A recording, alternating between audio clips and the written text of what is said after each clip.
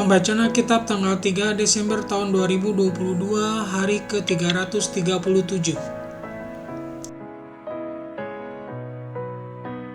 Yesaya pasal 40. Keselamatan untuk bangsa yang di dalam pembuangan. Berita kelepasan.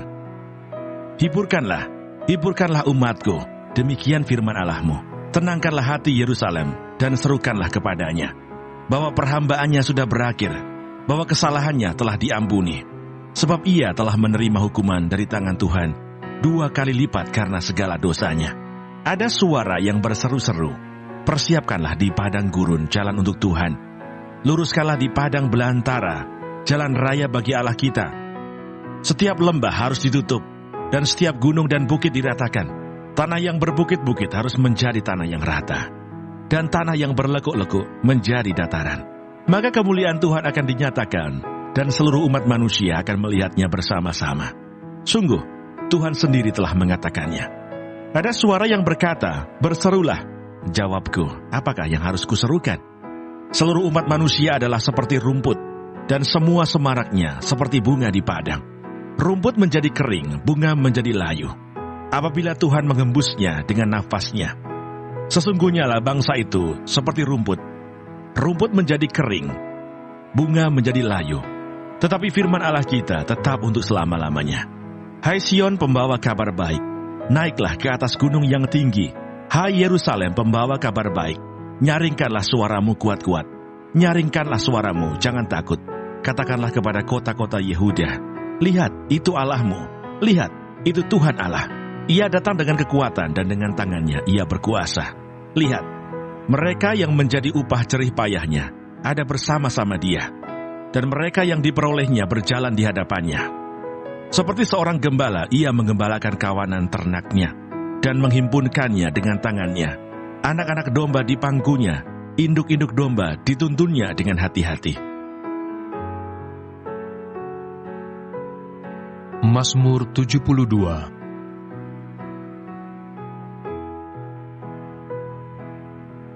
Doa harapan untuk Raja dari Salomo. Ya Allah, berikanlah hukum-Mu kepada Raja dan keadilan-Mu kepada putra Raja. Kiranya ia mengadili umat-Mu dengan keadilan dan orang-orang-Mu yang tertindas dengan hukum. Kiranya gunung-gunung membawa damai sejahtera bagi bangsa dan bukit-bukit membawa kebenaran.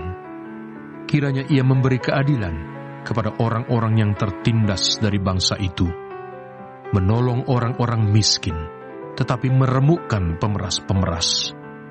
Kiranya lanjut umurnya selama ada matahari dan selama ada bulan, turun-temurun. Kiranya ia seperti hujan yang turun ke atas padang rumput, seperti dirus hujan yang menggenangi bumi. Kiranya keadilan berkembang dalam zamannya, dan damai sejahtera berlimpah sampai tidak ada lagi bulan. Terpujilah Tuhan Allah Israel yang melakukan perbuatan yang ajaib seorang diri. Dan terpujilah kiranya namanya yang mulia selama-lamanya. Dan kiranya kemuliaannya memenuhi seluruh bumi. Amin. Ya, amin. Injil Yohanes. Yohanes pasal 1.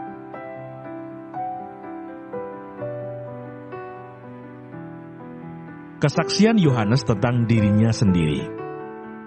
Dan inilah kesaksian Yohanes ketika orang Yahudi dari Yerusalem mengutus beberapa imam dan orang-orang Lewi kepadanya untuk menanyakan dia, siapakah engkau? Ia mengaku dan tidak berdusta katanya, aku bukan Mesias. Lalu mereka bertanya kepadanya, kalau begitu siapakah engkau? Elia? Dan ia menjawab, bukan. Engkaukah nabi yang akan datang? Dan ia menjawab, bukan. Maka kata mereka kepadanya, siapakah engkau?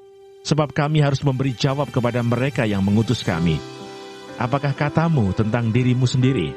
Jawabnya, akulah suara orang yang berseru-seru di padang gurun. Luruskanlah jalan Tuhan, seperti yang telah dikatakan Nabi Yesaya. Dan di antara orang-orang yang diutus itu ada beberapa orang Farisi. Mereka bertanya kepadanya katanya, "Mengapakah engkau membaptis, jikalau engkau bukan Mesias, bukan Elia, dan bukan Nabi yang akan datang?" Yohanes menjawab mereka katanya, "Aku membaptis dengan air, tetapi di tengah-tengah kamu berdiri Dia yang tidak kamu kenal, yaitu Dia yang datang kemudian daripadaku.